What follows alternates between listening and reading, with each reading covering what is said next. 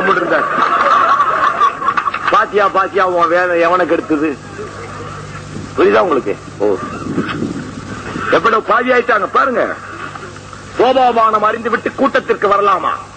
இவன் தண்ணி போட்டு போயிருக்கான். அவன் கேட்டிருக்கான், ஏன்டா தண்ணி போட்டு வந்தேன்? ராமரே பெரிய கடவுளே, அவரே பொண்டாட்டி செத்த கவலை மறக்க தண்ணி போட்டாரு வனவாசம் போகும்போது. நானும் இந்த நகர மன்றத்துக்கு ஒரு வருஷமா வனவாசம் வந்த மாதிரி தான் வந்துகிட்டு இருக்கிறேன். நான் போட்டா என்னையா தப்பு நானா? உடனே ஏடிஎம்கே கார் ஒருத்தர் எந்திரிச்சு, நான் தண்ணி ஓட்டது தவறில்லை, இதோ பர்மிட் என் கையில் இருக்கிறது. ராமரே ஓட்ட போது நாங்க எங்கன்னு நம்ம அப்படி சொல்ல முடியுமா? எங்க நபிநாயகமே செய்யாத எவனாலும் அஜர்த்தை செஞ்சாலும் அடிச்சு கொண்டுடுவோம் சொல்றோம். உங்க வேத இதிகாசங்களில் கௌதம ரிஷி அகலியின் மனைவி என்ன கதைகள் எல்லாம் பார்த்தீர்களா தோழர்களே? அனாச்சாரங்கள் அனாச்சாரங்கள். அதனாலதான் சொல்றோம், if you really want to have a brave walk, எவனையும் நிமிர்ந்து தெளிவான மார்க்கம், நேரான மார்க்கம், சீரான மார்க்கம் என்று சொல்ல தகுதி உள்ளவன் எவனாவது இந்த நாட்டில் இருக்கிறான் என்றால் சுத்த இஸ்லாமானவனை தவிர எவனுமே இல்லை இல்லை இல்லை, இன்க்ளூடிங் லீ குவான் யூ.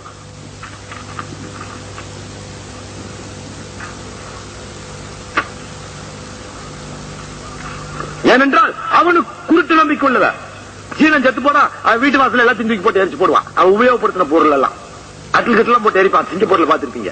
என்கிட்ட வந்து ஏண்டான்னு கேட்டேன். அவர் யூஸ் பண்ண பொருள் எல்லாம் நாங்க எரிச்சோன்னா அவருக்கு சொர்க்கத்துக்கு போதுன்னு ரூபாயை போட்டு எரிப்பான். சொர்க்கத்துல செலவுக்கு ரூபா மாதிரி காயத்துல அடிச்சு. ஏண்டா அவன் யூஸ் பண்ண பொருள் எல்லாம் எரிக்கிறியா? பொண்டாட்டி யூஸ் பண்ணவதான் அவளையே தூக்கி போட்டு எரிக்கல. It was use by unanswerable. இப்படி unanswerability is not in Islam at all. One single question, it cannot be unanswered. ஒரு கேள்விகள் கூட பதில் சொல்ல முடியாமல் போகாத ஒரே மார்க்கம் இஸ்லாமிய மார்க்கம் ஒன்றுதான். தெரியுமா? 600 கம்ப்யூட்டர்களில் பைபிளை விட்டோம், 6 கம்ப்யூட்டரில் குர்ஆனை விட்டோம். சொல்லிடுச்சு, it was the world greatest miracle என்று மனிதர் சொல்லியதா இயந்திரம் சொன்னது. கம்ப்யூட்டரோட அப்படியே அந்த வேர்டு 6 கம்ப்யூட்டர்ல விட்டோம். 600 கம்ப்யூட்டர்ல பைபிள்ல விட்டோம். 3 லட்சம் தவறுகளை சுட்டி காட்டியது கம்ப்யூட்டர். நான் சொன்னாலாவது பழனி பாபா இஸ்லாமிய வெறியம்ப. But machine can talk live. 6626 கோடியே 80 லட்சம் உண்மைகளும் தெளிவுகளும் உள்ளது குர்ஆன் என்று சொன்னது கம்ப்யூட்டர். 6 கம்ப்யூட்டர். இதுக்கு மேல உங்களுக்கு என்னடா விளக்கம் சொல்லணும்? ஏண்டா சொல்லணும்னு நினைக்கிறது எங்க சுயநலம். யான் பெற்ற இன்பத்தை நீ பெறாமல் இருக்கிறாயே என்பது எங்களுடைய பரந்த மனம். அதன் விளைவுதான் நாங்கள் திறந்த வழிகளிலே கூட்டம் போட்டுக் கொண்டிருந்தோம். அசிங்கத்திலே அனாச்சாரத்தை உழந்து போய் அவன் முண்டாட்டி இவன் முண்டாட்டி கூட்டு போறது, இவன் புள்ளி அவன் கூட்டு போறது, இப்படி எல்லாம் இல்லாம இருக்கணும்னா இஸ்லாமிய மதத்துக்கு வாங்க. எவன் பொண்டாட்டி எவன் கூட்டிட்டு போறது நியாயம் நினைச்சீங்கன்னா எப்படியோ போங்க. எங்க ஆளுகளை நாங்க அத்தாத்தா நம்மளை தவிர உயர்ந்தவன் யாரும் இல்லத்தா, இதுல நீங்க நல்லா சிறப்படைஞ்சு இன்னும் சிறப்படுத்திருங்கத்தா, தலையே குடியாதீங்கத்தா. Have a brave walk. We must feel proud to be a Muslim. We are more great to Allah because He has created us as a Muslim. அல்லாஹ்வுக்கு நன்றி உள்ளவர்களாக இருக்கிறோம். காரணம் அவன் நம்மை படைத்தது இஸ்லாமியனாக படைத்து விட்டான், முஸ்லீமாக படைத்து விட்டான். இல்லாவிட்டால் இந்த மாதிரி இன்னொருத்தன் நம்மளை திட்டளவுக்கு தலை முடியல. இன்னைக்கு யார் தலை குனிகிறா? நாடுகள் நடுங்குகின்றன. ராணுவத்தையும் பல நவீன ஆயுதங்களையும் உள்ள நாடுகளே நடுங்க காரணம் என்ன? நம்முடைய மார்க்கத்தின் உண்மைகள் அங்கே உலவுகின்றன. உலக நாடுகள் பூரா நீங்க பாருங்க, 10 வருஷத்துக்குள்ள எவ்வளவு இஸ்லாத்தின் வளர்ச்சி. இவன் சும்மா சொல்லுவா வாளால வளர்ந்த மதம் மறைய. வாளினுடைய வளர்ச்சி போய் 200 வருஷம் ஆச்சுங்க. துப்பாக்கி வந்துச்சு. ஆனா இஸ்லாத்தினுடைய வளர்ச்சி அந்த 200 வருஷத்துல அதிகம். அதுக்கு முன்ன 31 கோடி பேர் இருந்தா இன்னைக்கு 140 கோடி பேர் ஆயிட்டமா. 86 கணக்குப்படி 108 இருந்தது 140. இப்போ அக்யூரேட் கணக்கு 88 தான் சொல்லுவாங்க. எவ்வளவு 200 வருஷத்துல எவ்வளவு வளர்ச்சி? 140 கணக்கு போடுங்க. 110 கோடி பேர் வாலின். உங்களுக்கு எக்ஸ்பிளைன் பண்ண தெரியல, உங்க மண்டையில ஏறுதான்றும் தெரியல. பரவாயில்ல, புரிஞ்சுக்கங்க. அதாவது வாளால வளர்ந்த மதம் நம்மள சொல்றான் இல்லையாத்தா. வாளினோட வளர்ச்சி போய் இன்னைக்கு எவ்வளவு வருஷம் ஆச்சு? 200 years ago. திப்பு சுல்தான் காலத்துக்கு முந்தைய வால் போயிடுச்சு. அவரே துப்பாக்கி தான் யூஸ் பண்ணிருக்காரு. அந்த துப்பாக்கி கூட எங்க குன்னூர்ல வெலிங்டன்ல இருக்கு, நம்ம கோட்டையில இருக்கு. சரி, வால் போய் 200 வருஷம் ஆகி போச்சுதான். துப்பாக்கி தூக்குனதுக்கு அப்புறம் தான் நவீன யுகம். இந்த 200 years 17th century, அதாவது 17வது நூற்றாண்டுக்கு பிற்பகுதியில் தான் இந்த 110 கோடியின் வளர்ச்சி என்பதை மறந்து விடாதீர்கள். புரியுதா உங்களுக்கு? கணக்குப்படி பாத்தீங்கன்னா இப்ப எடுத்த உடனே செவிட்டு மேலே அடிப்பான். இஸ்லாம் வாழால் வளர்ந்த மதம். உங்களுது சோமபானத்தால் வளர்ந்த மதம்.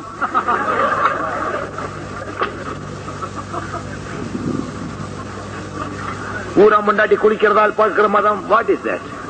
Nonsense and super idiot.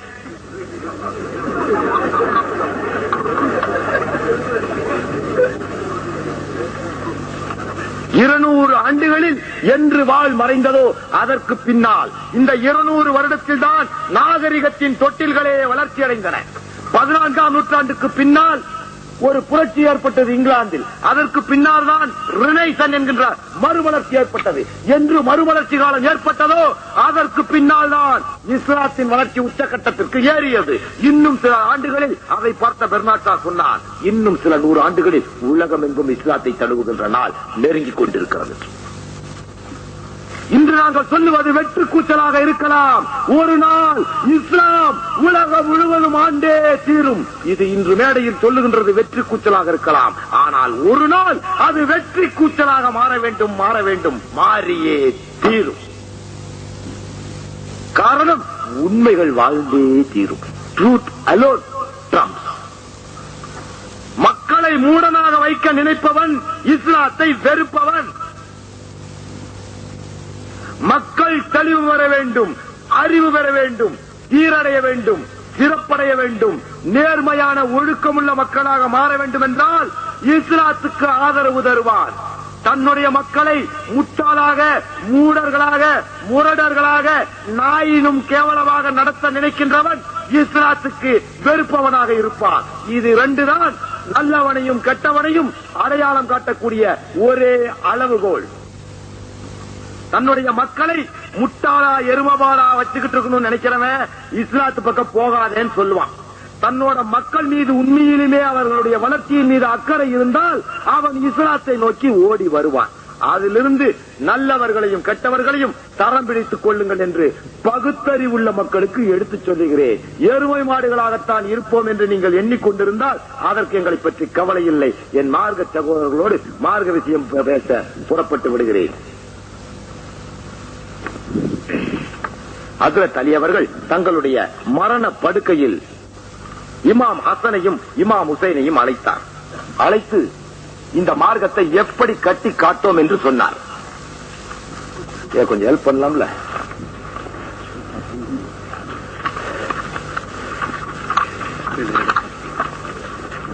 புரிகிறதா? இந்த ஆஷுரா தினத்துக்கு முன் இன்று நாம் நினைவு கூறப்பட வேண்டிய முக்கியமானவர்கள் நூஹ் நபி, அதெல்லாம் விட ரசூலுல்லாஹ்வின் குடும்பத்தினர். அவர்களை நினைவு கூற வேண்டும். பாக் மூமி அஹ்லுல் பைத் என்று அல்லாஹ்வால் சொல்லப்பட்டவர்கள். அவர்கள் நாம் நினைவு கூறணும். அந்த நினைவு கூறுகின்ற நாள்கள் தான் நீங்க அவங்களுடைய கதைகள் எல்லாம் உங்க குழந்தைகளுக்கெல்லாம் சொல்லிக் கொடுத்து வீர ரத்தத்தை உங்கள் நெஞ்சிலே நீங்கள் ஊட்டி விட்டு இருக்க வேண்டும். அப்போ மார்க்கத்திலிருந்து பெறல மாட்டான். ஏன்னா இங்க திருச்சியில்தான் ஒரு முஸ்லீமை கூட்டிட்டு வந்து இந்த 6ஆம் வீரப்ப ஏதோ இஸ்லாமானண்டா என்னமோ ஒரு நாடகம் போட்டார் இல்லத்தா, இந்த ஊர்ல தானே ஒரு முஸ்லீம் இந்துவானால இங்க. ஆமா, இந்த ஊர்ல ஒரு ரிப்போர்ட் சொன்னானுங்க. அவங்க போய் எங்க இருக்கான்னு தெரியல, அதுலயே இருக்கானா, அவனும் போயிட்டான் இவனும் போயிட்டான். சரி, ஊத்தே கட்டு போச்சு. போறவனை பத்தி நம்ம தடுக்கிறோமா? அதான் திருச்சி என்ன சமயபுரம் இல்ல உங்க டிஸ்ட்ரிக்ட் தானே. எங்க நாங்க இல்ல இருக்கிறாரு. அப்படி 4 பேர் நம்ம வாழ்ல இருப்பான். இப்போ ஏன் சரி, ஒரு பெரிய நம்ம நாட்டு நம்ம இஸ்லாமான ஆட்சியில் உள்ள ஒரு ராஜாவே அவரோட மக கழுத்துல நானே சிலுவையை பார்த்தேன். அப்புறம் ஓங்கி அடிச்சு கூட்டு வந்து தமிழ்ல பாட வச்சு கரும்பெல்லாம் கொண்டே காட்டி கதைகள்லாம் எடுத்துட்டு வந்ததுக்கு அப்புறம் அவர் உங்களை பாட்டு பாடி அந்த பாட்டு கூட உங்கள்ட்ட எல்லாம் இருக்குமே. இல்லாட்டி இந்த காப்பி இந்த வல்லம் பாபா இந்த குத்துபுத்தின் எல்லாம் இருக்கு, வாங்கிக்கோங்க. ஒவ்வொரு வரிக்கும் பல ஆராய்ச்சிகளை கண்டு நான் அதுல எழுதினேன். நான் இந்த ரிசர்ச் போயிடுவேன். பன்னிக்கரியை பற்றி ரிசர்ச் பண்ணி ஒரு சயின்டிஸ்ட் எழுதியிருக்கான், ஒரு அமெரிக்கன் சயின்டிஸ்ட். யூதர்களும் முஸ்லீம்களும் அறவாக்கப்பட்டிருக்கும் பன்றி இறைச்சி பற்றி அமெரிக்க நிபுணரும் வைத்திய விற்பனரும் பெரிய ஆராய்ச்சியாளருமான டாக்டர் கிளவுன் ஷெப்பார்ட். அவர்தான் சமீபத்தில் நம்ம ரீகன் கூட ட்ரீட்மெண்ட் கொடுத்தவர். புரியுதா? ஷெப்பார்ட் என்பவர் வரைகிறார். அமெரிக்கா யுனைடெட் ஸ்டேட்ஸிலும், எனக்கு கொஞ்சம் லைட் போக்கஸ் பண்ணு, லைட் பத்தல, ரொம்ப சின்ன எழுத்து. கனடாவிலும் வசிக்கிற மக்களுக்கு 6க்கு 1 வீதம் உடற்சதையிலே, கவனிச்சுக்கலுங்க, இந்த பன்னிக்கறி திங்கிற மக்கள் அமெரிக்கா யுனைடெட் ஸ்டேட்ஸ் ஆஃப் அமெரிக்காவிலும் கனடாவிலும் வசிக்கிற மக்களுள் 6க்கு 1 வீதம் உடற்சதையிலே, பிளஷ்ல ட்ரிக்கினோஸ், TRICHINOSIS என்னும் கிருமிகள் நிறைந்துள்ளன. இந்த ட்ரிக்கின்லா, TRICHENELLA என்னும் கிருமிகளுள் பன்றிக்கரியை உணவாய் உட்கொள்வதால் தான் அந்த நோய் தோன்றுகிறது. இந்த நோய் கண்டு சிலர் செத்து விடுகின்றனர்.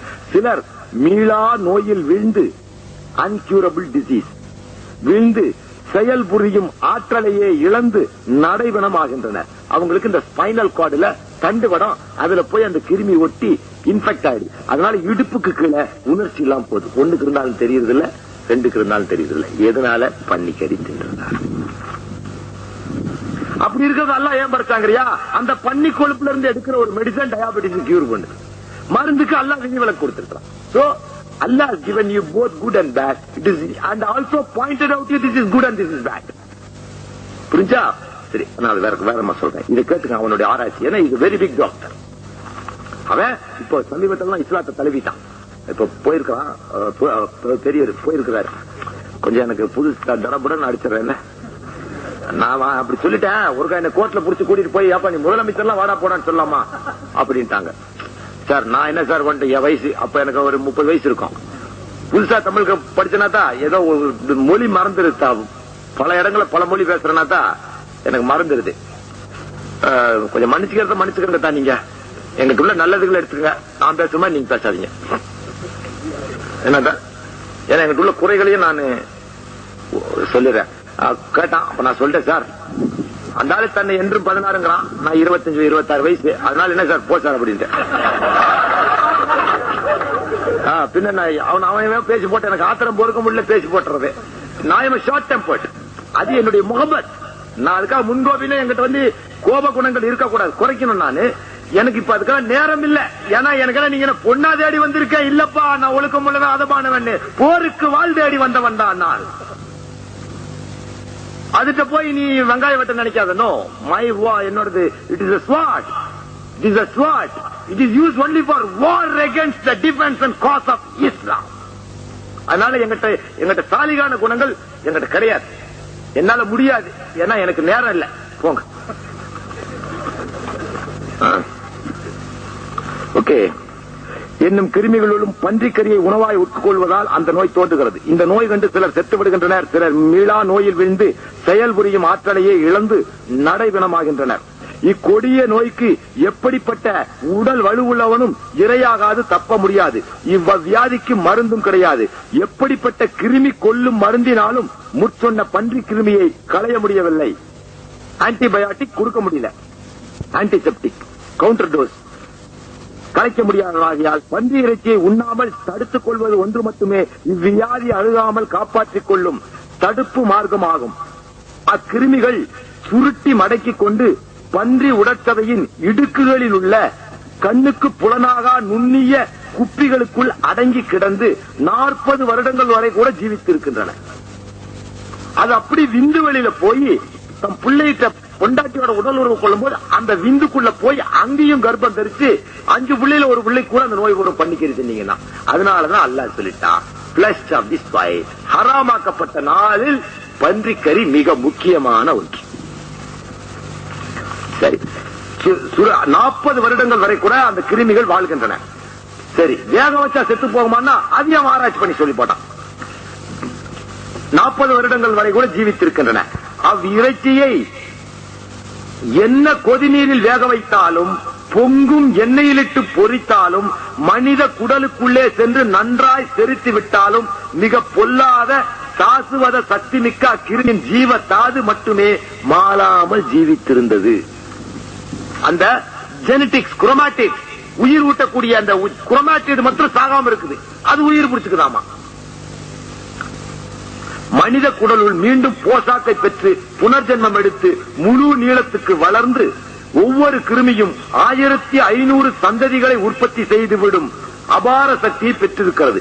இந்த கிருமி மனித மேனியின் எந்த உறுப்புகளுக்குள்ளும் படையெடுத்து செல்லும் தன்மையை பெற்றிருப்பதால் இதனால் பாதிக்கப்பட்டவன் எம்மாதிரியான நோய்க்கும் இரையாகிறான் என்பதை கண்டுபிடிக்க முடியவதில்லை. எம்மாதிரியான நோய்க்கு ஆளாகிறாங்கிறத கண்டுபிடிக்க முடிவதில்லை. பன்றி இறைச்சியை உப்பிட்டு பாடம் பண்ணினாலும் சரியே, அதை உப்பு போட்டு என்ன அந்த கறிக்கு பேரு உப்பு கண்டம் போட்டாலும் சரியாவாது. நான் கறி சாப்பிடுறது இல்ல, என்ன எனக்கு கொஞ்சம் பிசிக்கல் டிஃபெக்ட் என்பதை கண்டுபிடிக்க முடிவதில்லை. பன்றி இறைச்சியை உப்பிட்டு பாடம் பண்ணினாலும் சரியே, அல்லது புகைப்பிடித்து பக்குவம் பண்ணினாலும் சரியே, அதில் உள்ள கிருமி சாவாது. அரசாங்கம் ஏற்பாடு எடுத்து பன்றி கறியை தகர டப்பாக்களில் அடைக்கின்ற தொழிற்சாலைகளில் விஞ்ஞான நிபுணர்கள் மேற்பார்வைக்கு நியமித்த போதிலும் அப்பொழுதும் எந்த கருவியை எடுத்துக்கொண்டு எந்த துண்டு இறைச்சியிலும் அப்பொல்லா கருவி ஒளிந்திருந்து எதில் ஒளிந்ததில்லை என்பதை துருவி கண்டுபிடிக்க அறவே இயலாமல் ஆகிவிடும். இயேசுநாதரை பின்பற்றுவதாக பெருமை அடித்துக் கொள்ளும் இவற்றை கிறிஸ்துவர்கள் அவரை போல் இவர்கள் ஏன் அந்த பன்றிக்கறியை வெறுக்கவில்லை என்று அந்த டாக்டர் சொல்றார், ஒரு அறிக்கை விட்டுறார். கடைசியில் பெண்ணாய் போச்சு. பன்னிக்கறிய அமெரிக்கால விரைவில் பேன் செய்யறாங்க. அதே நேரம் கனடாவில் பேன் செய்யப்பட்டு விட்டது. கனடா இந்த கர்நாடகம் பேசுறவன்ல, கனடா CANADA. என்ன ஆகுது? இஸ்லாமிய ஆட்சி மெல்ல மெல்ல அமல்படுத்தப்படுகிறது. நாங்க வேண்டான்னு சொன்னோம். நம்ம யாராவது தொடுவோம் மாட்டோம். அந்த கடையை கண்டாலே அது பேரே சொல்ல மாட்டான். மேற்படியா அப்படியாமா. அதே ஒரு ஈமான் தானே தான். நம்ம அல்லாவுக்கு நாம என்ன அல்லாஹ் இவ்வளவு கஷ்டப்பட்டு கொடுத்திருக்கான். அல்லாவுக்கு இல்லாம என்னடா இந்த உலகத்துல வேலை தீக்கணும். First give priority to Allah, is religion, Rasulullah. மூணாவது நாம். அப்புறம் நம்ம இருக்கவங்களை பார்க்கலாம். முதல்ல அல்லாஹ்வை பார்ப்போம், அல்லாஹ் சொன்ன வழிகளை பார்ப்போம், அவனுக்கு உண்டான கடமைகளை. ஆஃப்டர் ஆல் 25 நிமிஷம் தான் மொத்த நேர தொழுகையில. நீ வாழ போறது 80 வருஷம்னா 40 வருஷம் தூங்கி கழிச்சிடறா. 40 வருஷம் தூங்கி கழிச்சிடற. நீ ஒரு நாள்ல பாதி தூங்கிடுற. ராத்திரி 8 மணிக்கு படுக்கிற, காலையில் 8 மணிக்கு தான் எந்திரிக்கிற. half a day goes. whole of your life for 80 years வாழ்ந்தால் 40 வருடத்தை தூங்கி கழித்த நீ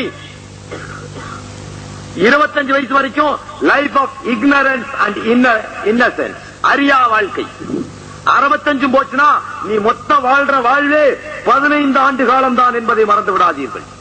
அதுல இந்த மாதிரி கூட்டம் போடுறது, குருவி தொழிலுக்கு போற நாள் போய் 2 நேரம் பிளைட் ஆடாம சிலோன்ல போய் 2 நாள் படுக்கிறது. அதான் குருவி கூட்ட கழிச்சான், பரவாயில்ல கழுவு கூடு கட்டிடுவாங்க, கவலை விடாதீங்க. இல்ல ராஜீவ் காந்தி சொல்லி அதை நம்ம ஸ்டிக்னஸ் எடுத்து விட்டுறலாம். பெரிய ஏத்தா கஜினி கோரியாவது எதிரி வந்தா கொள்ளையடிச்சா தூக்கிட்டு போனான்றீங்க, நாசமா போனவனுங்க. நீங்க இங்க இருந்து சுவிட்சர்லாந்து பேங்கில் கொண்டு அமுட்டு போடுறீங்களே. ஆனா பாதி துரோகி ஆச்சாடா நீ. அவனாவது விரோதி, வீரத்தோடு வந்தான். துரோகிகளும் அயோக்கியர்களும் தேச துரோகிகள் எங்களை பார்த்து மத துவேசிகள் என்கிறார்கள். ஒரே மேடை போட்டு பேசணும் தான். இவனுங்கெல்லாம் ஆம்பளையா இருந்தா வரமாட்டானுங்க. ஆர்ச் பிஷப், இந்த சாமியாரு யாரு, ஜெகத்குரு இருக்கிற சாமியாரு, அதுல சண்டை வந்துடும். நானு நீனு அவனுக்குள்ள எடுத்துக்குவாங்க, சீட்டு போட்டு கொடுக்கணும். கர்மம். நம்ம யாரோ ஒரு மௌல்வி அனுப்பிச்சு விளக்கம் சொல்லிடலாம். நானே போகணும்ட்டு இல்ல, யாரோ ஒரு மௌல்வி அனுப்பிச்சு சாதாரண புதுசா முந்தானத்து கத்துக்கிட்டு வந்த மௌல்வி அனுப்பிச்சிடலாம். அழகா யார் ஜெயிச்சு வரான்னு பார்க்கலாம். அதுக்கு வரவே மாட்டானுங்களே. வீரனா இருந்தாலும் களத்துல இறங்குவ. மிருக புணர்ச்சியில பிறந்த பசங்க. இதுக்கான கேஸ் போட்டா அருமையான எவிடன்ஸ் கூட ப்ரொடியூஸ் பண்ணிடுவேன். இல்ல இதே நம்ம சொல்லிட்ட முழுக்க மார்க்க நிகழ்ச்சின்னு அப்புறம் என்னத்துக்கு உட்காந்து சாட்டாந்து எழுதுற சங்கராச்சாரியருக்கு நீ எழுதிருக்கணும்லடா. என்ன எனக்கு ஒரு சட்டம் அவனுக்கு ஒரு சட்டம். இப்ப நான் இவனை தூக்கி செருப்புல அடிச்சேன்னு வச்சுக்கோ, கார்ல விட்டு ஏத்தி அடிச்சேன்னு வச்சுக்கோ, கேஸ் கிடையாது. ஏன்னா வந்து அன்அபிஷியல் ட்ரிப். Super idiots. இல்ல நான் என்ன அல்லாண்டு நாம வாட்டுக்கு உண்மையாலுமே மனம் திறந்து சொல்லுகிறேன். என்னுடைய இறைவனின் மீது உள்ள அக்கறையால் சொல்லுகிறேன். உங்களிடம் இன்று முழுக்க மார்க்க சம்பந்தமாகவே பேச வேண்டும் என்று தான் வந்தேன். சைட்டா மாதிரி சாட்டான் ரிப்போர்ட்டரை பார்த்தோம்னா எனக்கு முறைய மாறிச்சு. அதுக்கு தான் ஹாலுக்குள்ள நடத்துறோம்ல. ஏத்தா நம்ம இது வரைக்கும் பொது மேடை தான் போட்டுட்டு இருந்தோம். என் லைஃப்லயே நடத்துற முதல் ஹால் மீட்டிங் இதான். வேண்டாம் ஒருவேளை இது கடைசி கூட்டமா போச்சுன்னா என்ன பண்றதுன்னு சில சூழ்நிலைகளின் நிர்பந்தம் நம்ம மக்களுக்கு ஷஹாதத் தினத்தினுடைய அருமை பெருமைகளை சொல்லிவிட்டு சென்றால் அந்த கேசட்டுகள் உங்களோடு நிற்கும். ஒருவேளை நான் நாடு விட்டு நாடு செல்லலாமோ அல்லது வேற ஏதோ ஒரு சூழ்நிலை ஏற்பட்டு விடுகிறது என்று வைத்துக் கொள்ளுங்கள். என்னை நீங்கள் இந்த கடைசி கூட்டமாக சந்திக்கலாம் என்பதற்காகத்தான் முக்கியமான விஷயங்களை தொகுத்து தேடி அள்ளி ஒரு நாள் முந்தையே வந்து எங்க பசங்களுக்கெல்லாம் கூட டேய் மூட் அவுட் பண்ணி விட்டுறாங்க நான் சொல்லி வந்தா லொல்லு பத்திய ஏன் வர நீ இங்கே முதுகா மிதிச்சான்னு வச்சுக்கோ. What will happen? Can you legally claim? I got your GD entry. You are a trespasser. நாளைக்கு பிரதம மந்திரியோட கூட்டத்தில் என்ன விடுவியாரா நீ? என்னடா உங்களுக்கு ஒரு சட்டம் எங்களுக்கு ஒரு சட்டம். டிஐசிஐடி ஒன்னையா வீட்டுல புந்து செருப்புல அடிச்சுவேன், ஜாக்கிரதை.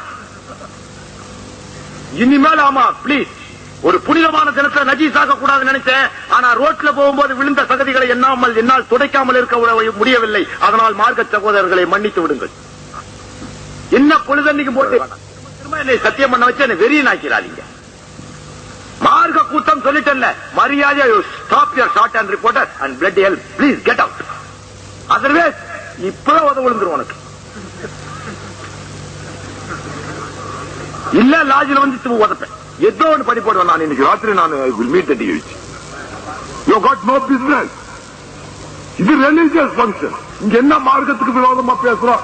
எவன்டா எங்களை விட மோசமா பேசுறவங்களா இருக்கானடா. கேட்டா என்ன சொல்லுமா? ஒரு கிரிமினல் ரிப்போர்ட்டரு தப்பிச்சு வந்துட்டான், அவனை சொல்லாதீங்க வந்தோமா. அதுக்கு நோட்டு புஸ்தகத்துக்கு எடுத்துட்டு வந்தேன். நோட்டு புஸ்தகத்தை வச்சா தொலை வர்றா.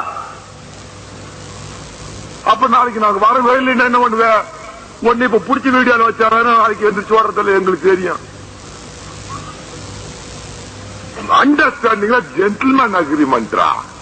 நான் சங்கராச்சாரியார் நினைச்சிருக்கிற காணாம போறதுக்கு bold and brave Palani Baba பேசுகிறார், வீர உரை நிகழ்த்துகிறான்னு அச்சடிச்சு ஒட்டிட்டுலடா வாரா. எங்க இருக்கிறாருன்னே தெரியா ஒழிஞ்சுட்டா இருக்கிறோம்.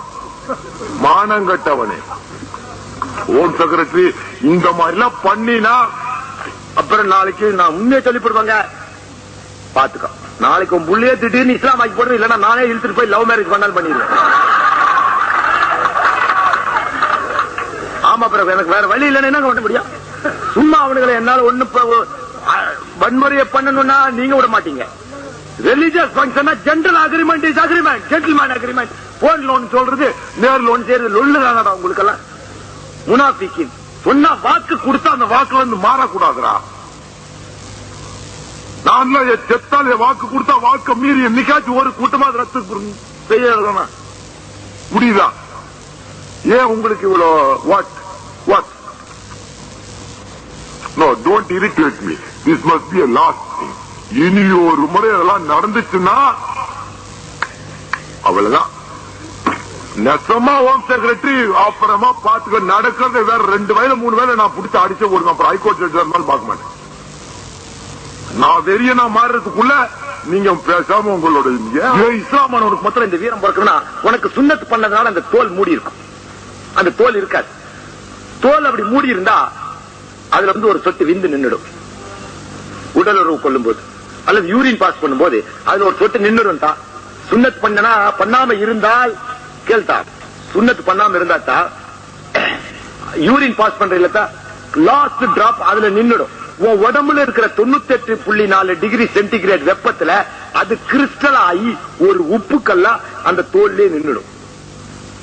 அப்படி இருக்கும்போது இரவு அந்த குளுமப்படும் போது அது ஒரு ஈரக்கசி வரைஞ்சு அதை சுத்தி ஆயிடும். நீ உன் மனைவியோட உடல் உறவு கொள்ளும் போது விந்தோட கலந்து அந்த உப்பு நீரும் விதையிலேயே நஜீஸ் ஆயிடும். அந்த நஜீஸை தடுக்கிறதுக்கு தான் விதையிலேயே சுத்தம் பண்றதுக்காகத்தான் நம்ம சுன்னத் பண்ணவனுக்கு அந்த டிஃபெக்ட் வராது. அப்ப அதனாலதான் வீர உணர்ச்சி சுன்னத் பண்ண உங்களுக்கும் சுன்னத் பண்ணாத இந்த ஹோம் செக்ரட்டரிக்கு வீர உணர்ச்சி இருக்காது. தொண்டுக தரும்.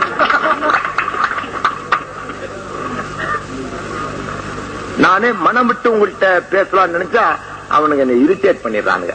அப்புறம் என்ன பண்ண முடியும்? ஏன்னா இவன் நாய்ங்க உங்களை மாதிரி 100 பேர்த்த நாங்க உற்பத்தி பண்ணுவோம்டா. எங்களை மாதிரி ஒருத்தனை நீங்க உற்பத்தி பண்ணவே முடியாது. ஒரு gentleman agreement, you must be a gentleman. If you become a worst man, we will become the most worstest man. பேசாம ஒழுக்குமாரி அப்படி சும்மா இது பண்ணிட்டு இருந்தீங்கன்னா சேட்டனா வம்புனா வம்புதான். அப்புறம் சும்மா இருப்பேன் நானே செலவு தொகை கணக்கு கேட்டு அதை கேட்டு இதை கேட்டு பயில திருடத்தானே பார்ப்பேன் ஆபீஸ்ல இருந்து. இவன் வெளியே விடுவேன் அவனை வெளியே விடுவேன். ஏன் சும்மா உங்க வேலையை நீங்க பாத்துட்டு போறா. எங்க ஆளுங்க நாங்க என்னடா பெரிய ராஜாங்கமா பிடிக்க போறோம். என்ன சொன்னாலும் எங்க வயலுக்கு என்ன ஏறப்போது 1 2 ஏறப்போது 4 பேர் தொழுக போறேன். இதுல உங்களுக்கு என்னடா நஷ்டம் வந்துருச்சுங்கிறீங்க. என்னமோ இந்த நாட்டையே நாங்க தூங்கி விட்டு எத்தனை பேர் வீட்டுல கத்தி இருக்குது என்னமோ குடியிருக்க வீடுல எத்தனை ஏழைகள் இருக்கோம் நாங்க.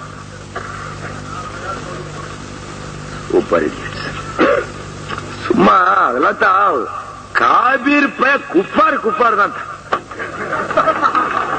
சரி, இமாம் ஹுசேனுக்கு இந்த ஷஹாதத் தினத்திலேயே நீ ஷஹீதாக வேண்டும் என்று முன்னறிவிப்பு செய்து விடுகிறார்கள். மக்காவிலே ரத்தம் சிந்தக்கூடாது. இந்த இனக்கலவரம் எதற்காக இஸ்லாத்தில் ஏற்பட்டது என்றால், அப்து மனாப் என்று ஒருவர் இருந்தார். அவருக்கு அப்து ஷாம் என்று 2 இரட்டை குழந்தைகள் பிறந்தன. ஹாசிம், அப்து ஷாம். அந்த 2 இரட்டை குழந்தைகளும் இது அரபு நாட்டின் முந்திய சரித்திரம். அரபு நாட்டின் முந்திய சரித்திரத்தை தெரியாத வரையில் இமாம் ஹுசேன் சிந்திய ரத்தத்தின் மீது இறக்கப்பட்டு துடித்தள உங்களால் முடியாது. அந்த அப்து மனாஃபின் இரட்டை குழந்தைகள் இப்படி ஒட்டி பிறந்தன. அதை ஒரு வாழ வைத்து அறுத்தார்கள். இது இஸ்லாத்துக்கு தோற்றத்துக்கு முந்திய காலங்கள். ஹீமு ஹிஜ்ரத்திற்கு முந்திய காலங்கள். ஈமு இஸ்லாத்துக்கு முந்திய டிராகன்ஸ் உடைய காலம், இருண்ட காலங்களில் ஏற்பட்டது. அப்படி வெட்டி பிறந்த போது அப்பொழுது இந்த கிறிஸ்துவ பாதிரியார் சொன்னாராம், இதனுடைய 2 வாரிசுகளுமே வாழ்கொண்டே வாழ்நாள் முழுவதும் அடித்து சாவார்கள் சொன்னாராம் ஒரு கிறிஸ்துவ பாதிரியார். அந்த அப்துல் ஷாமுடைய வம்சத்தில் தான் உமையா என்ற மகனும் ஹாஷிம், இந்த 2 குழந்தை வச்சுக்கோங்க. ஹாஷிம் குலத்தில் வந்தவர்கள் தான் பெருமானார் ஸல்லல்லாஹு அலைஹி வஸல்லம் அவர்கள். உமையா குலத்தில் வந்தவர்கள் தான் அபு சுஃபான். இந்த ஹாஷிம் உடைய வம்சத்தில் வந்தவர் அப்துல் முத்தலிப், அபு தாலிப்.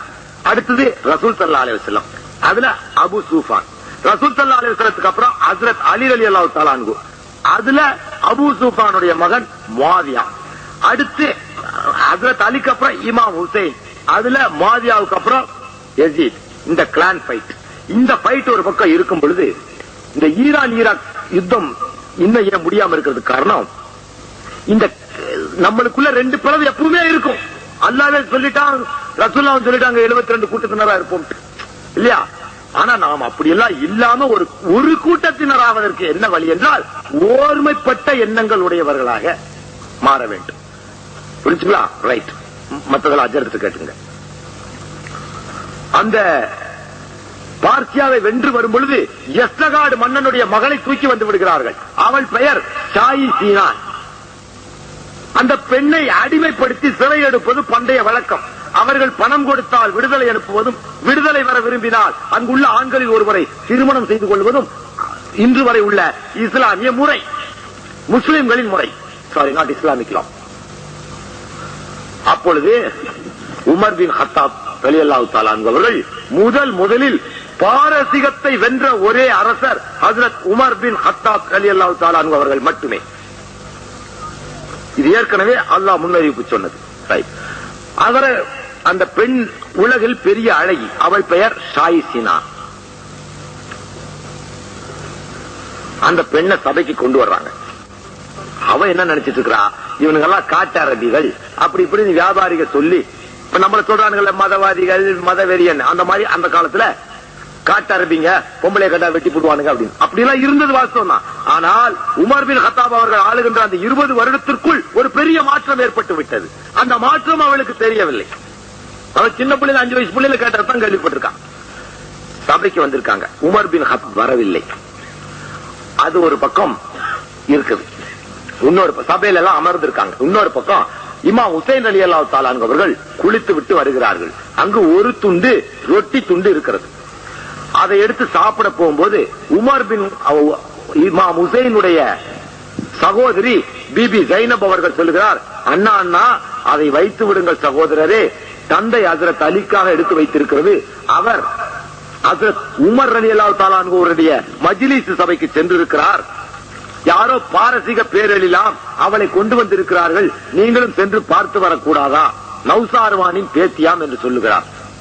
உடனே இமாம் ஹுசைன் தன்னுடைய தந்தைக்காக வைத்திருந்த ஒரு துண்டு ரொட்டியை 2 துண்டு ரொட்டியையும் 1 டம்ளர் பாலையும் வைத்துவிட்டு பட்டினியோடு பச்சை தண்ணியை குடித்துவிட்டு செல்லுகிறார்கள்.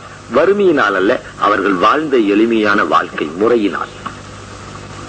சொத்து இருந்தது, எல்லாம் தர்மம் பண்ணி யாருக்குன்னு எடுத்து வச்சிருக்கு, சபைக்கு போயிருக்கிற ஹஜ்ரத் அலிக்குன்னு 2 துண்டு ரொட்டியும் 1 டம்ளர் பாலும். இந்த சீனை அப்படியே அந்த பக்கம் வச்சுக்கிறார். இவர் சபைக்கு புறப்பட்டு போறார். வார் பூட்டிஸ் அந்த போர் தளவாடங்களை கைப்பற்றியில கொண்டு வச்சிருக்காங்க. கலீஃபா உமர் வரப்போறார். இவர் புறப்படும் போது இவர் சட்டையில கிழிஞ்சிருக்கு. சகோதரரே இங்க வாங்கன்னு கூப்பிடுறாங்க. பிபி ஜைனப் ஏன்னு கேக்குறாங்க. நீங்களோ இந்நாட்டின் ரசூல் ஸல்லல்லாஹு அலைஹி வஸல்லத்தின் பேரர், அவளோ ஒரு பாரசீக நாட்டின் இளவரசி. ஒரு நபியின் பேரர் இப்படி கிழிஞ்ச சட்டை போட்டுக்கலாமா? ஒட்டு போட்டு தைத்து தருகிறேன் என்று தன்னுடைய தாயின் பழைய சீலையிலிருந்து ஒரு துண்டை வெட்டி ஒட்டி தைத்து அனுப்புகிறார். இவர் போறார். நம்ம மார்க்கப்படி கடைசியில வந்தா கடைசியில தான் உட்காரணும். பள்ளியாசல தான் அந்த சபை நடக்குது. அங்க போகும்போது என்ன ஆயிடுது, இவருக்கு கடைசியில இடம் கிடைச்சிருக்கு. லாஸ்டா உட்காந்துட்டார். இவங்க அத்தா முதல்ல உட்காந்துட்டார் ஹஜ்ரத் அலி. உமர் பின் கத்தாப் ரலியல்லாஹு தஆலா அன்ஹு கடைசியா வந்திருக்கார். அதுக்குள்ள இந்த பெண்ணை கையை 2 கட்டி அடிமையா கொண்டு நிறுத்தி இருக்காங்க. அவ என்னடா காட்ட ஆரம்பிங்க, என்ன பண்ணுவானுங்களோன்னு குழப்பத்துல நின்றுட்டு இருந்திருக்கா அந்த பாரசீக பேரெளி.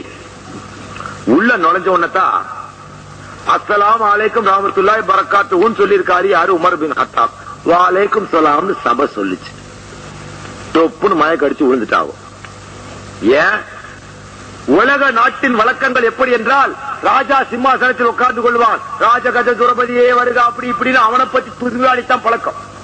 மக்கள் மன்னனை துதிப்பாடி ஜால்ரா அடிக்கிறதா உலக பழக்கம். இன்றைக்கு வரைக்கும் இங்கேயும் கூட அப்படித்தான். நம்ம ஜால்ரா அடிக்கிறது உடனே அடிக்கிறது, ஜால்ரா அடிப்பதுதான் வழக்கம்.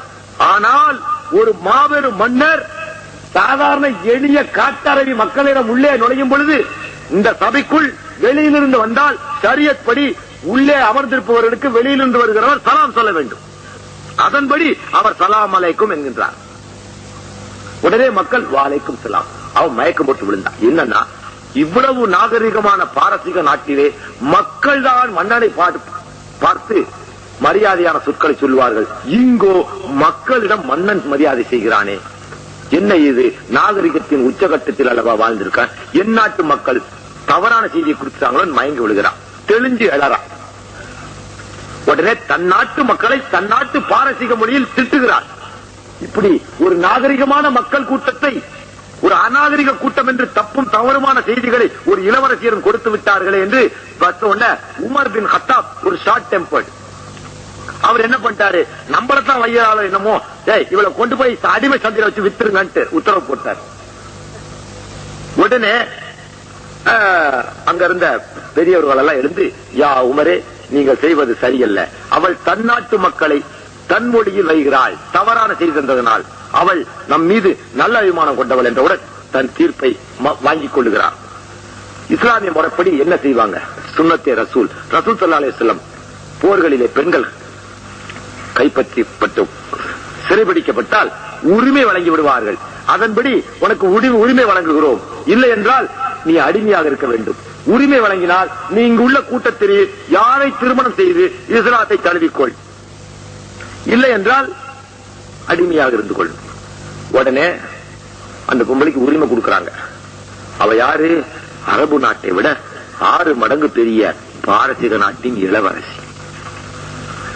அவ உமர் பின் கத்தாப் ரலியல்லாஹு தஆலா அன்ஹு அவர்கள் அமர்ந்திருந்த மிம்பருக்கு அருகே செல்லுகிறார். அவளோ ஒரு இளவரசி, அவள் தேர்ந்தெடுக்கப்பட வேண்டியதோ ஒரு நாட்டு ராஜாவாகத்தான் இருக்க வேண்டும். அவ கால் அப்படி வைக்கும் போது அவன் மனசுல ஒரு குத்துச்சான் கான்சியஸ். பர்ஷியாவுக்கும் அரேபியாவுக்கும் நடந்த சண்டையில அங்க இருக்கிற அம்புட்டு பொம்பளையுமா தூக்கிட்டு வந்துட்டான். நம்ம ராணிங்கிறதுனால, இளவரசிங்கிறதுனால தானே, இளவரசினா பிரின்சஸ் கல்யாணம் ஆகாதுவா, இளவரசிங்கிறதுனால தானே தூக்கிட்டு வந்தானுங்க.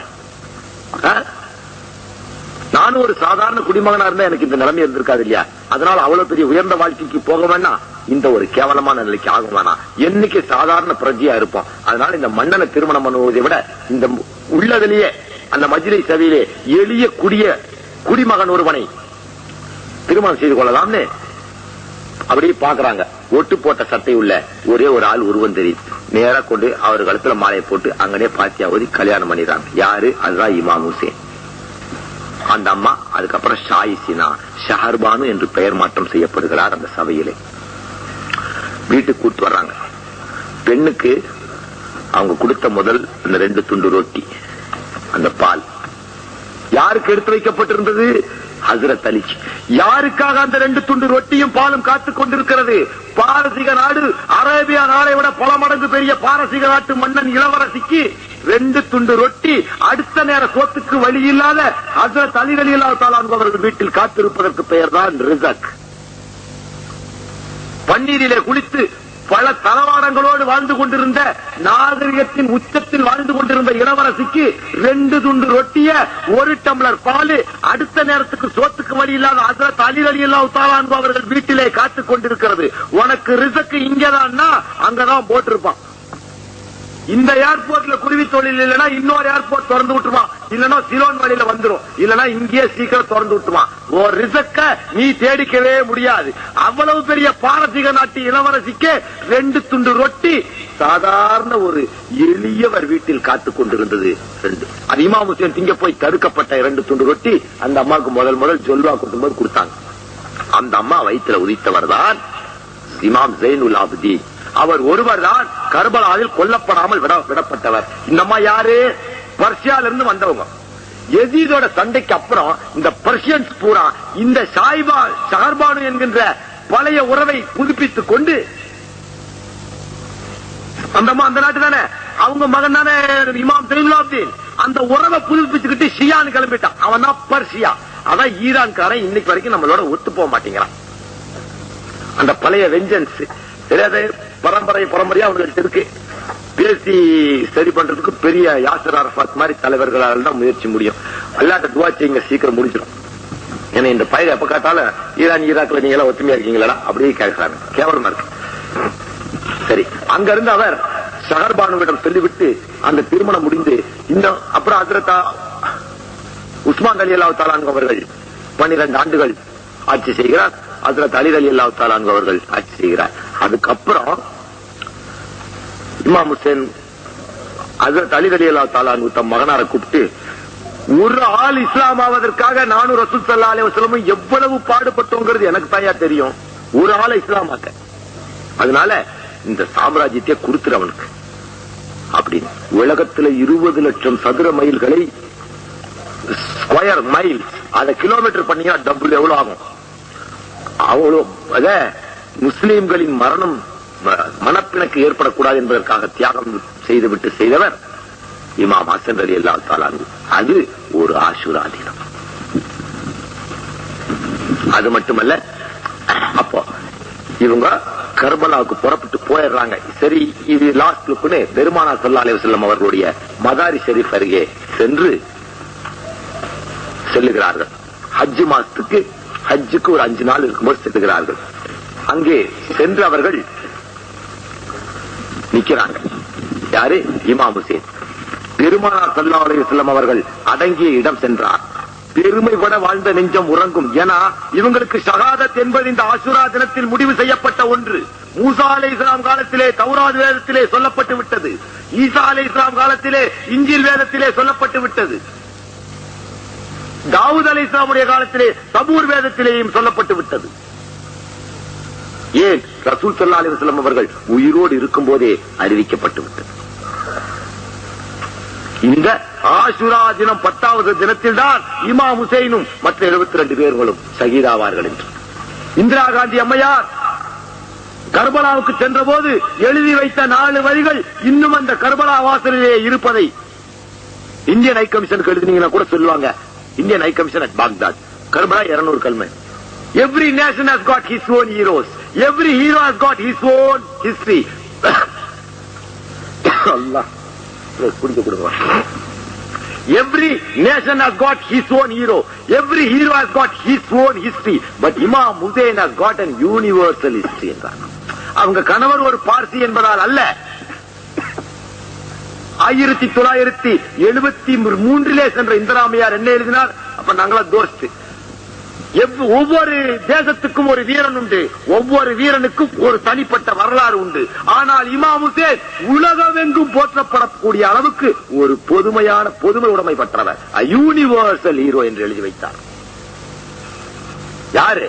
பாப்பான தவிர எவனையும் பாராட்டக்கூடாதுங்கிற பாலிசி உள்ள இந்திராவே பாராட்ட பெற்றவர் எங்களுடைய இமாம் ஹுசேன். சாதாரண இந்த சாமியார் பயங்கள்ல சங்கராச்சாரிய அது சிப்ப பசங்க கட்டி தூக்குறதுலடா, வாழ் தூக்குகின்ற வள்ளல்கள்ரா நாங்கள். வாழ் முனையில் கூட வாய்மொழி தவறாத வள்ளல்களின் வாரிசுகள். நாடுகளை இழந்தாவது எங்களுடைய நல்ல மார்க்கத்தை பாதுகாத்த நல்ல நெஞ்சங்களின் வாரிசுகள் நாங்கள்.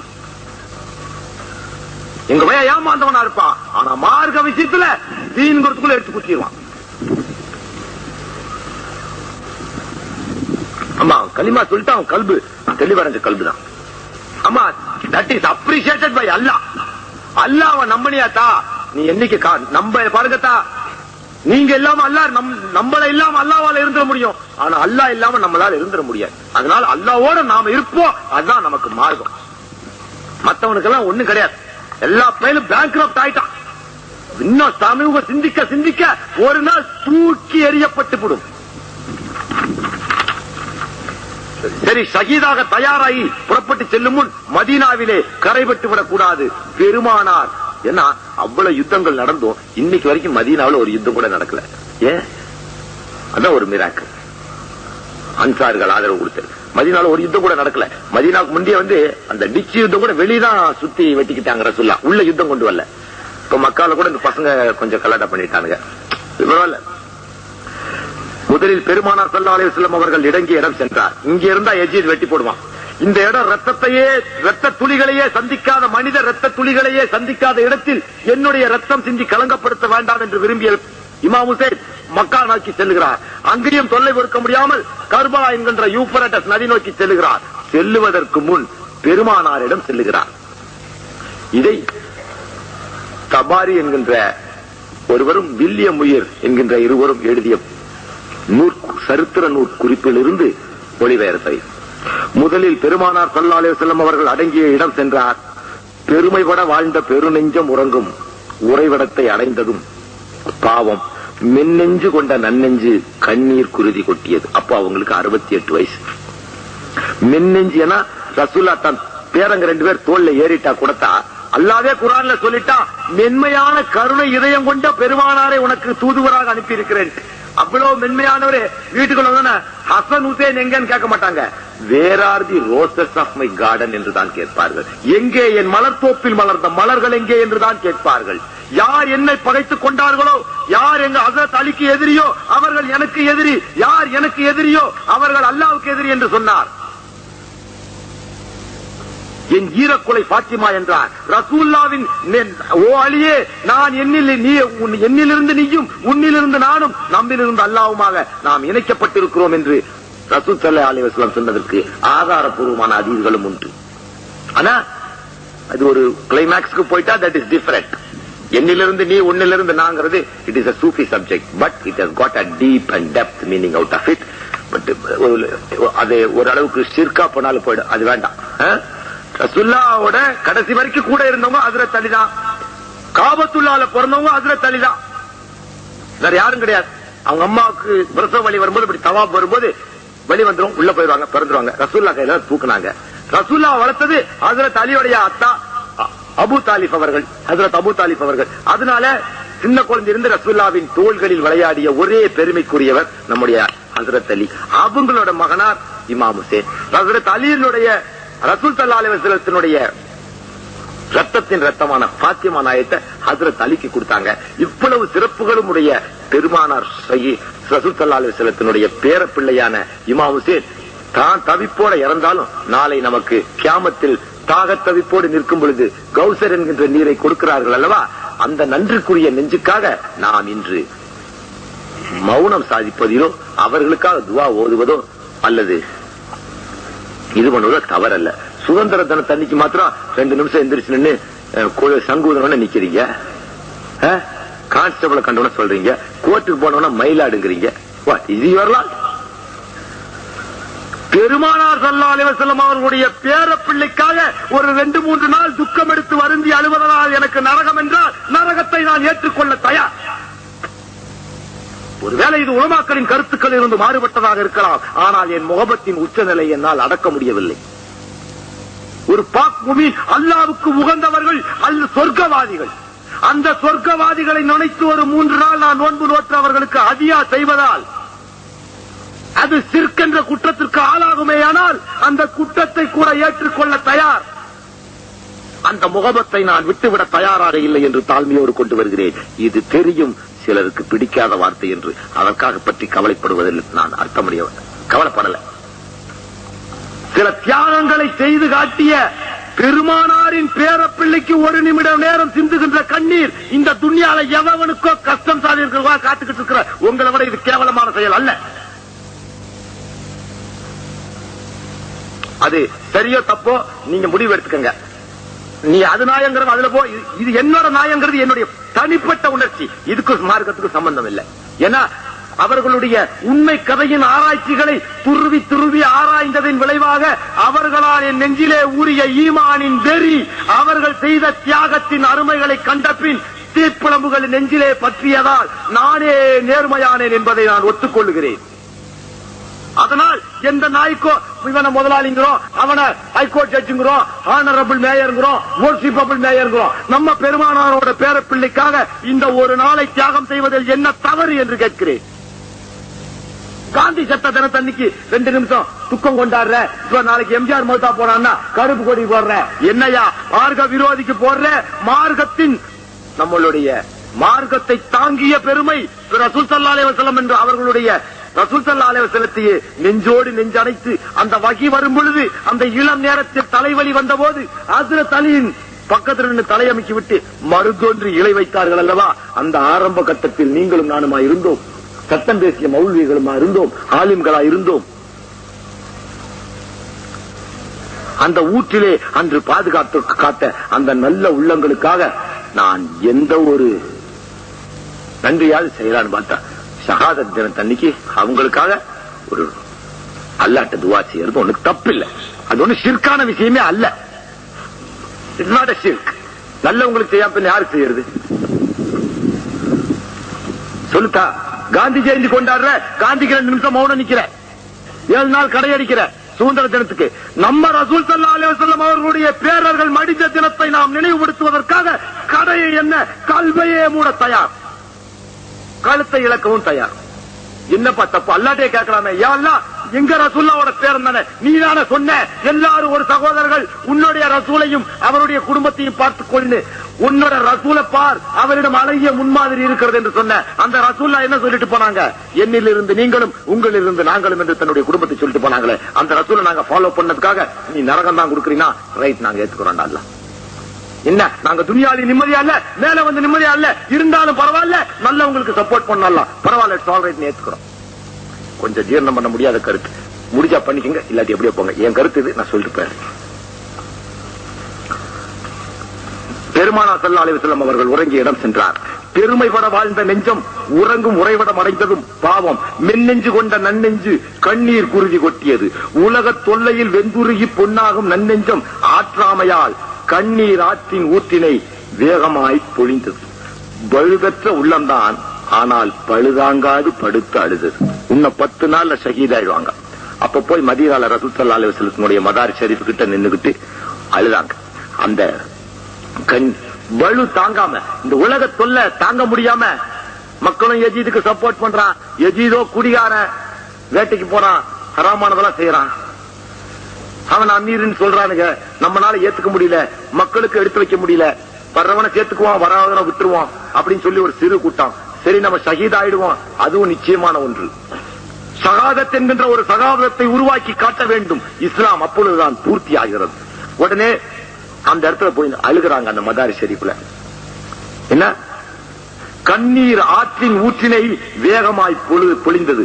பழுதற்ற உள்ளம் தான் அது, பழுதற்ற உள்ளம். பழுதற்றது, பழுதுனா அன்றிப்பேரபிள், கெட்ட நெஞ்சம் அல்ல, நல்ல நெஞ்சம். பழுதற்ற உள்ளம்தான், ஆனால் பழு தாங்காது படுத்து அழுதது.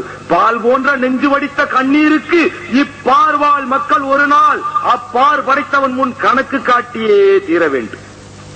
பால் போன்ற நெஞ்சு இமாம் ஹுசைனுடைய நெஞ்சு, அது அன்று சிந்திய கண்ணீருக்கு இப்பார்வாழ் மக்கள் அனைவரும் ஒரு நாள் அப்பார் படைத்தவன் முன் பதில் சொல்லியே தீர வேண்டும்.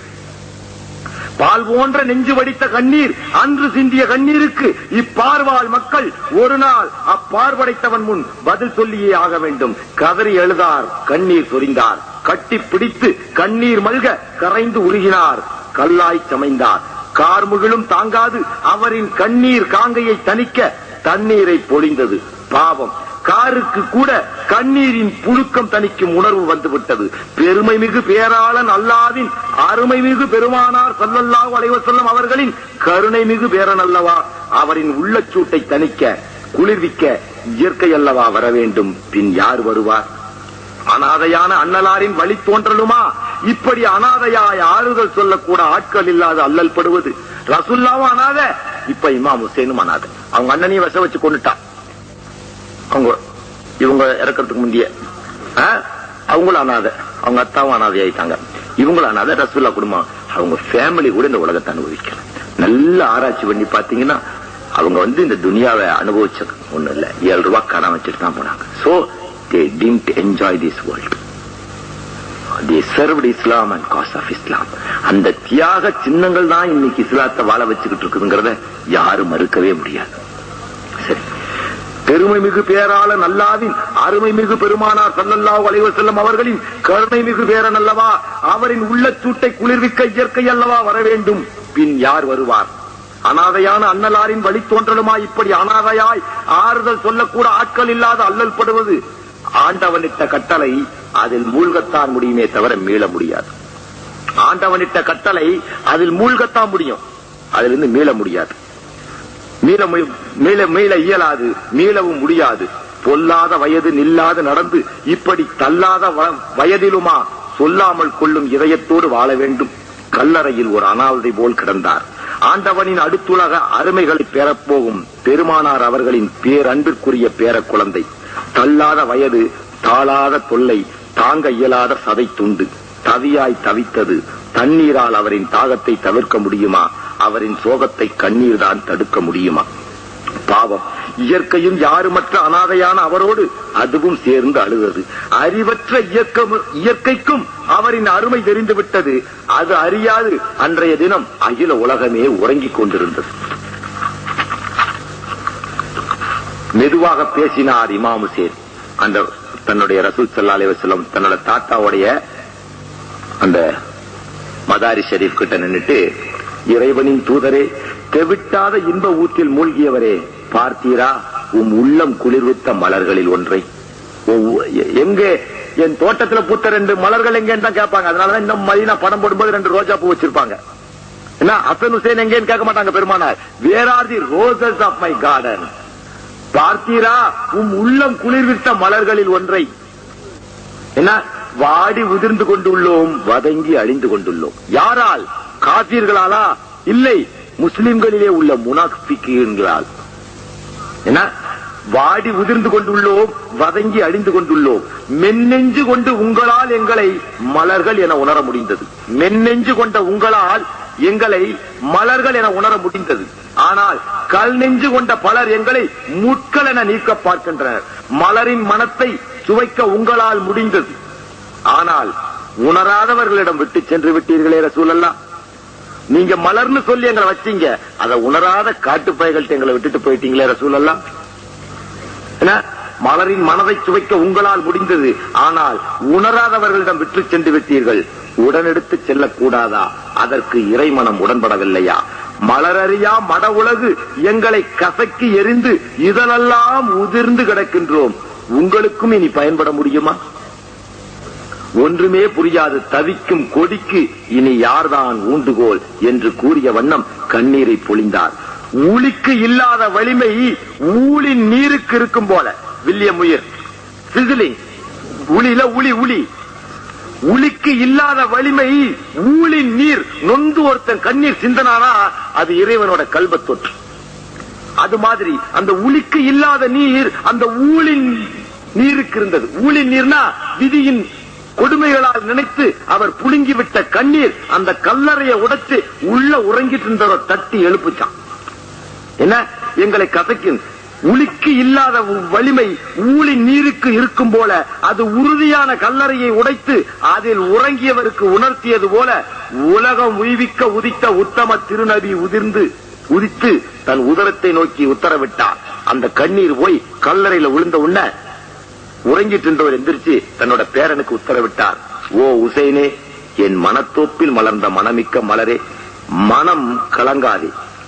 மாண்புமிகு இறைவன் உன் மரணத்திலும் நீ தியாக மனம் கமலும் மலராய் மிளிர்வதை விரும்புகின்றான். உன் உறவு மங்கை உதிர கொழுந்துகள் உடன் பிறப்புகள் அனைவரின் மனமும் புண்பட்டு அவமானப்பட்டு அல்லலுற்று அமைதி அடைவது ஆண்டவன் சித்தம். அதை பொறுமையாய் பூர்த்தியாக்கி உன் மூதாதைகளில் ஒருவனாக, யாரு இப்ராஹிம் அலைஹிஸ்ஸலாத்துக்காக இஸ்மாயில் அலைஹிஸ்ஸலாம் செஞ்சது, உன் மூதாதைகளில் ஒருவனாக மார்தட்டி வர இத்தியாக வாழ்வினை திறம்பட முடித்து வருவாயாக. இறைவாயில் உனக்காக நெடுநேரம் காத்திருக்கிறது. எனவே காலம் கடத்தாது உன் கர்ம வீரத்தை இப்புவிக்கு காட்டிவா மகனே. தீன் என்னும் நிலம் தந்தேன், அதில் நீ தியாகம் என்னும் நீரை பாய்ச்சிவா மகனே. அவ்வளவுதான். அரபுக்காரன் செய்யறதெல்லாம் யோக்கியம்னு சொல்ல முடியாது, அரபியர் அல்லாதவெல்லாம் அயோக்கியம் சொல்லிட முடியாது. அது ரசூலுல்லாஹி சொல்லிட்டாங்க, அரபியர் அல்லாத யாருமே அரபியரோட உயர்ந்தவர் அல்ல, நீங்கள் அவங்கள உயர்ந்தவர்கள் அது இருக்கு. அதனால அவர் பைசல் செஞ்சுட்டதுனால யோக்கியம் அவர் செஞ்சிட முடியாது. நானா இருந்தா அது தப்பு தான், ரைட், அது நமக்குள்ள பிரச்சனை. RSS காரன் கவுல் போட்ட மாதிரி இருக்கும், அதெல்லாம் செய்யக்கூடாது. ஏன்னா எவ்வளவு சிரமங்களுக்கு ஆளாய் ஃபாத்திமா நாயகம் வஃபாத்தானாங்க தெரியுமா? அவங்களுடைய மறைவு நாள் எல்லாம் படிச்சிருக்கீங்களா? The last day of the last prophet எழுதியிருக்கான். அப்படியே படிச்சா ரத்தம் கொதிக்கும் தெரியுமா? அவ்வளவு பெரிய 10 லட்சம் சதுர மைல்கள் ஆண்டுகிட்டு இருந்த ராஜாவின் மகளுக்கு ஒரு நேரம் மாவரைக்கு கூட துணைக்கு ஒரு வேலைக்காரர் இல்ல சார். இன்னைக்கு நம்ம எல்லாம் நினைச்சா பயிர் எங்கத்தால பெரிய நிலப்பரப்பு இல்ல, நாங்களும் ஒரு நடுத்தரமான குடும்பம் தான். ஆனா எனக்கு கார் துடைக்க ஒரு ஆளு, காலம் 2 ஆளு, பண்ணையம் பார்க்க 10 ஆளு, என் பெட்டு துடைக்க ஒரு ஆளு, காபி போட ஒரு ஆளு. ஆனா 10 லட்சம் சதுர மைல்களை ஆண்டு கொண்டு இன்று வரை பலரின் வாயில் செலவாத்துக்களையும் மலக்குகள் முதல் கொண்டு செலவாத்தை போடுகின்ற பெருமானாரின் மகளுக்கு ஒரு வேலைக்காரி கேட்டு விட்ட போது ரசூல்லா கொடுத்தது என்ன தெரியுமா? அதெல்லாம் வேண்டாம், இங்க வா, 33 வாட்டி சுப்ஹானல்லாஹ் சொல்லு, 33 வாட்டி அல்ஹம்துலில்லாஹ் சொல்லு, ஒரு 34 வாட்டி அல்லாஹ் அக்பர் சொல்லுன்னு என்ன சொல்லி கொடுத்து விட்டாங்க? தக்பீர் சொல்லி கொடுத்து விட்டாங்க. அதுக்கப்புறம் தான் அது ஃபாத்திமா நாயகம் எல்லாருக்கும் சொல்லி கொடுத்து நம்ம இப்ப சொல்றோம் சுப்ஹானல்லாஹ் சுப்ஹானல்லாஹ் சுப்ஹானல்லாஹ் தஸ்பீல. இப்படி தஸ்பீ கொடுத்தாங்க, ஒரு வேலைக்காரர் கொடுக்கல அடிமையில் வந்த போது கூட. ஆனா நமக்கு இவ்வளவு பந்தா தேவைப்படுது, நோட் எடுத்து கொடுக்க ஒரு ஆள் இல்லையா? நம்மளால இந்த தீனுக்கு ஏதாவது பலன் உண்டா? தீனால எனக்கு பலன் பாரு, அவங்களால தீனுக்கு நமக்கு பலன். பாத்திமா நாயகம் எல்லாம் நல்ல வழியை ஏற்படுத்தி கொடுத்ததனால் தானே, பிள்ளைகளை தியாகம் பண்ணியதனால் தானே இந்த தீன் பாதுகாக்கப்பட்டு இன்று நம் கைகளில் கிட்டியது. அவர்கள் என்ன உலகத்தை அனுபவித்தார்கள், அப்புறம் நாம ஏன் அவங்க அனுபவிக்காத உலகத்தை நமக்கு என்னடா? ரசூலுல்லாவோட பேரர்களுக்கு கிடைக்காத உலகம், ரசூலுல்லாவின் மகளுக்கு கிடைக்காத உலகம், அவர்களுக்கு கிடைக்காத சுகம், அவருடைய மருமகனுக்கு கிடைக்காத சுகம் எனக்கு தேவையில்லை என்பதால் தான் நான் உலகத்தை துறந்தேன். அது தப்போ ரைட்டோ சரியப்படி தப்புதான் இருந்தாலும் என்னால ஒத்துக்க முடியல, என்னால என்னுடைய முகபத்திலிருந்து மீள முடியல. ஒருவேளை அது போதையாக இருந்துச்சுன்னா அதுக்காக நீங்களா எம்மாதிரி ஆகுங்க நான் சொல்ல தயாரா இல்ல. ஏதோ நான் ஒரு கப்பல்ல போனேன், கப்பல் உடஞ்சு போச்சு, எனக்கு ஒரு கட்டை கிடைச்சிச்சு, கரையேறிட்டேன். அதுக்காக 50 பேரும் கப்பல்ல போங்க கடை வரையும் கட்டை கிடைக்கும் சொல்ல நான் தயாரா இல்ல. என் வழிக்கு நீங்க வர வேண்டாம், உங்க வழிக்கு நான் வரல. ஆனா இஸ்லாத்திலிருந்து மாறுபட்டீங்கன்னா நீங்களா நாசமா போயிருவீங்க, இது நிச்சயம் உண்மை. பாத்திமா ரலியல்லாஹு அவர்களின் கல்லறையில் சென்று நின்றன கர்ம வீரரின் கால்கள், கண்கள் தன் கனவுலகில் நீந்தன. எப்போ? தாயோடும் தந்தையோடும் தமையனோடும் தள்ளாடி தவழ்ந்த நாட்களை தானாக காட்டி நின்றன. பசுமையான பருவ நாட்கள் பழங்களாக இனித்தன. பழையவைகளுக்குத்தான் எத்துணை பருவங்கள், படிக்கட்டுக்கள், பகட்டுக்கள், பாவம் அத்தனையும் பாடையில் போய்விட்டனவே. அந்த காலத்துல ரசூலுல்லாஹ் கையை பிடிச்சு கூட்டிக்கிட்டு கிறிஸ்துவர்களோட சேலஞ்ச் பண்ணி, உன் குர்ஆன் உயர்ந்ததா, எங்க இஞ்சிலா, இஸ்லாமா என்று பார்க்கலாம், வா உன் பிள்ளைகளோட நீயும் என் பிள்ளைகளோட நானும் தம் புள்ள குட்டியில தூக்கிட்டு பேரணி எல்லாம் தூக்கி தோல்ல போட்டு போய் பணைய வைத்தார்களே, அந்த பணைய பிள்ளை சகிதான நாள் தான் இந்த நாள். அதற்காக வருந்தி எழுவதில் எனக்கு ஒன்றும் தவறு இருப்பதாக தெரியவில்லை. போய்விட்டனவே பாருலக பாதையில் இவையெல்லாம் ஒரு பசும் சுமைகள். பருகத் திகட்டாத பருவகால துணையூற்றுக்கள் பாயினில் தவழ்ந்து பச்சிலம் பருவம் முதல் வாழ்வு பாதை காட்டிய பாயினில் தவழ்ந்து பச்சிலம் பருவம் முதல் வாழ்வு பாதை காட்டிய வேகம் அத்தனையும் பாசி போல் படர்ந்து இன்று அவரின் முன் இளமை பொலிவினை ஈண்டு காட்டியது. படாத பாடுபட்டு 10 மாதம் சுமந்தின்று